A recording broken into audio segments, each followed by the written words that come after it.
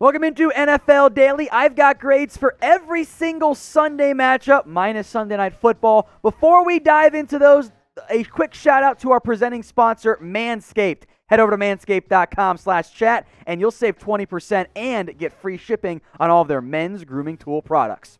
All right, over to our first game, the Ravens and Washington. And this one, folks, was not great for that Washington football team. They come up short 31-17. The Ravens bounce back, a very well-timed bounce-back performance for a team that needed it after a pretty rough showing against the Kansas City Chiefs. The Washington football team, actually, as weird as this is going to sound, actually had more first downs, had more time of possession, and only 7 fewer yards, but it did not matter in this one. So, of the Washington games, minus their opening Week 1 win, this was their best effort. I'm going to give them a C-. The Ravens get a B. We don't hand out grades just for wins, folks. Blowout would have been worthy of an A here, but the Ravens did cover.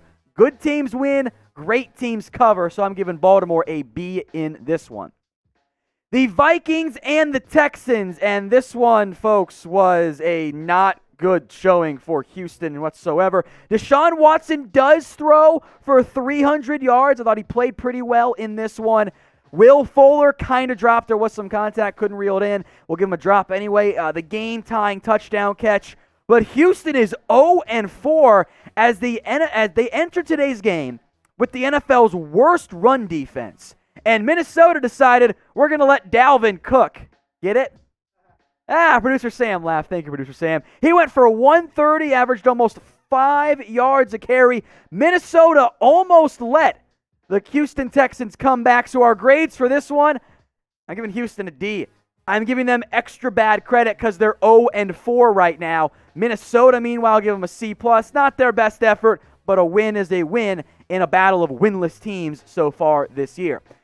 Houston has a problem with their head coach / GM, Bill O'Brien, not getting the job done this year. So let me know in the comments, what do you think Houston should do?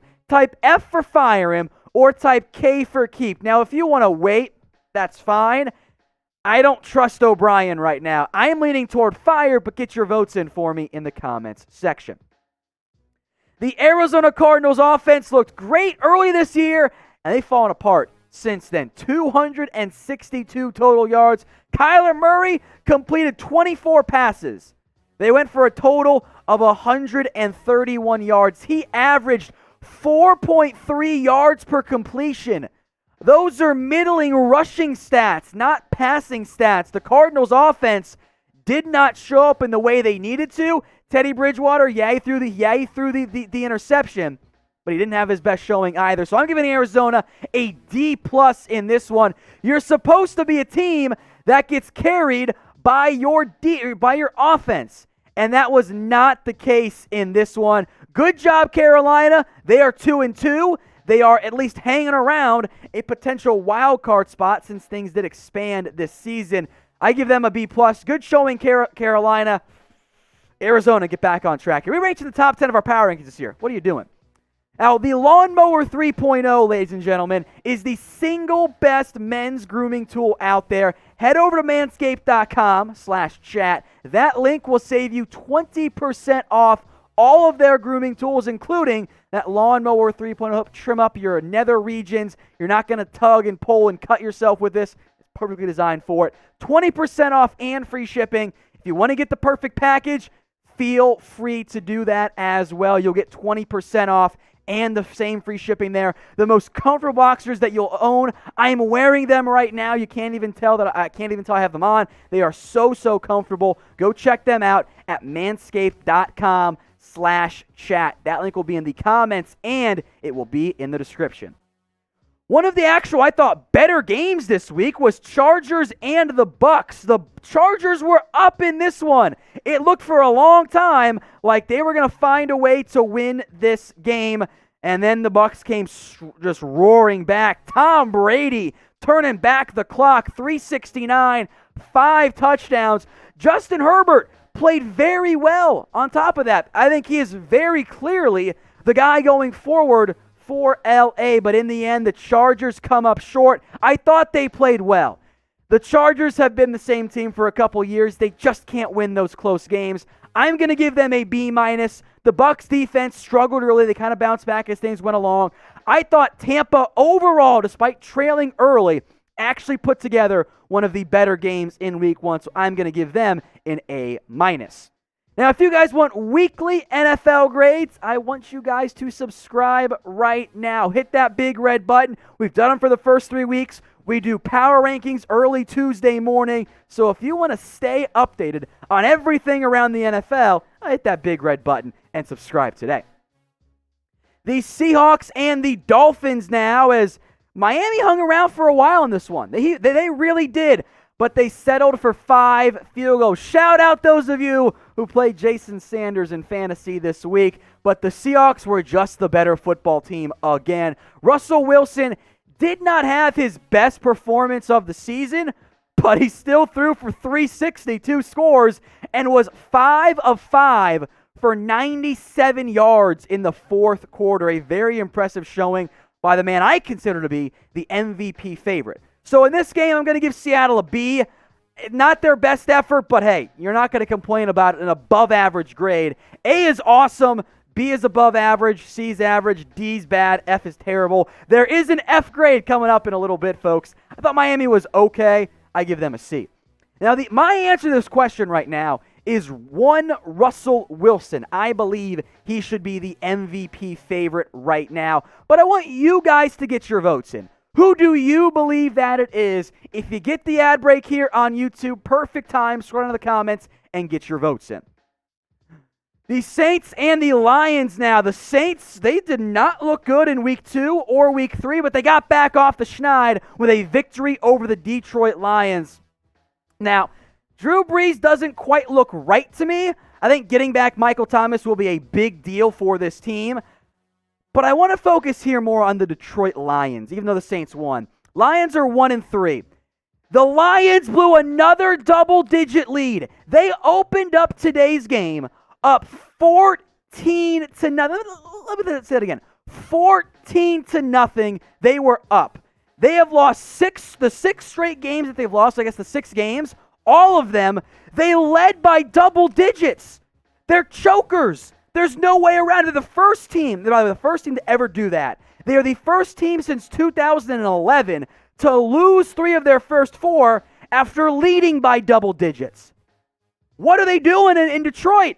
I give them a D-. That was a bad showing. They should have won this game. They should have won week 1. Probably should have won week 2. It has not gone well for Detroit. New Orleans, quick note here.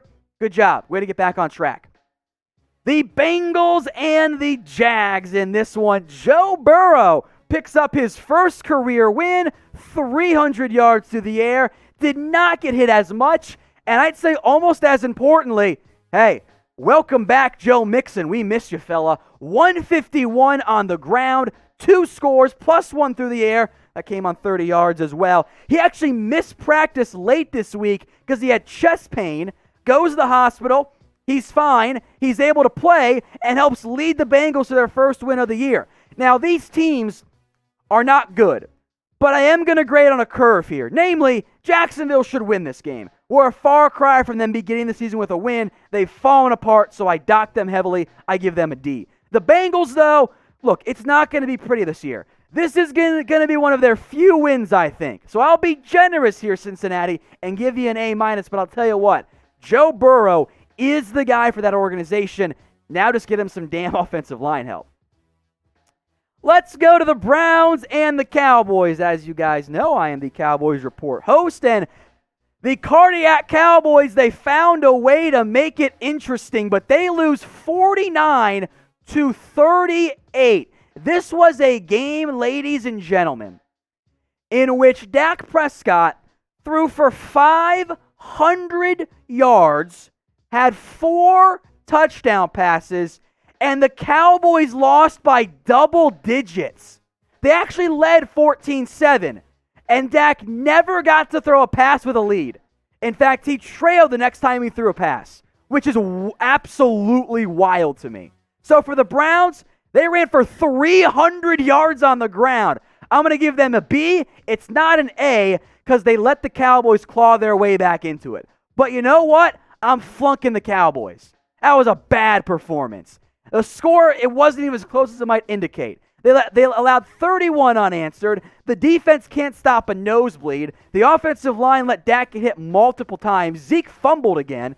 Dak showed up. His interception was because Cooper didn't run his route properly, just stopped and gave up on it.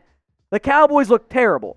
And despite that, they are actually still the betting favorite in the NFC least. I want to emphasize least because this division sucks right now.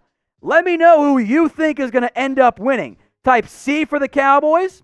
You can type in your W for the Washington football team. You can type in your E for the Philadelphia Eagles or G for the Giants. Speaking of the Giants, this game also sucked.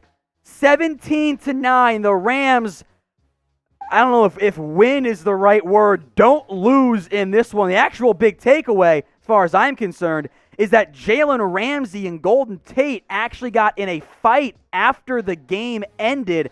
Now, there is some backstory here. Namely, Ramsey has 2 kids with Golden Tate's sister, and they broke up, and Tate did not like it because it was a very public breakup between the two. I think that played into effect here. So, that was probably what was going on there. But Daniel Jones, 23 of 36 for 190, got picked off. The Giants' run game and offensive line continues to look pretty iffy at best. The Rams only scored 17. I was very surprised by that one. So we're going to give out some of our lower grades in this one. I don't want to go below a C for a victory. I thought about going to a C- for the Rams. Survive and advance, all that matters. 3-1. Good job, LA. You didn't play well. The Giants, I don't have much faith right now in this organization. Defense was much better, but you had 9 points from your offense. I'm going to give them a D in this one. Now, the answer to this question is undoubtedly no one that we just mentioned of those 2 teams. But what NFL team had the best performance in Week 4? Let me know what you guys think in the comments section. Maybe the Bucs. I think that one could be an option, but let me know what you guys think. The Colts and the Bears, another one of those afternoon matchups. This one got adjusted late. Colts take down the Chicago Bears 19-11. Also kind of a very ugly game. Look, Jonathan Taylor had 68 yards on the ground. Phillip Rivers kind of dinked and dunked his way around. The Colts defense was great. The Bears gave the reins to Nick Foles. All you Chicago fans who were all pissy and upset that, you don't have the Bears as a top 10 team. This is why. Your offense still isn't good. You're lucky to be 3-1. The Bears offense has major issues. 42 passes for 249. Yikes. That's not going to get it done. Montgomery, 10 carries for 27. Look, the Colts defense is pretty good. You got to be better, Chicago. Colts going to be good win for them. Offense has to do better. That's why they did not get an A, but that defense stepped up. But Chicago, come on, guys. D- on this one. Look, if we're being honest here, Bears fans, let me talk to you directly. Nick Foles ain't it either. He ain't it.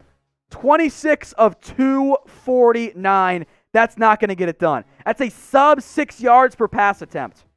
And guess what? When you're only completing about 62% of them, that's not going to work, folks. That is simply not going to work. Then the final game to wrap up today, the Bills and the Raiders. Buffalo remains undefeated. Josh Allen, 24-34, a completely different quarterback now. I'm very impressed by Allen on that front. Derek Carr, 300 yards, losing effort. Darren Waller, a very critical and untimely fumble there. The Bills remain undefeated. They look pretty darn good. Not their best effort overall, but I think at least above average showing. I'm giving Buffalo a B for this one. I'm going to give the Raiders a C-, maybe a little bit generous, but I expected more out of Las Vegas, this one especially at home. They tried to rally late. It was a late touchdown, made it a game, but the onside kick came up short. So I got the Bills a C and the Bills a B and the Raiders a C-. Feel free to let me know what you guys think about those grades in the comments section.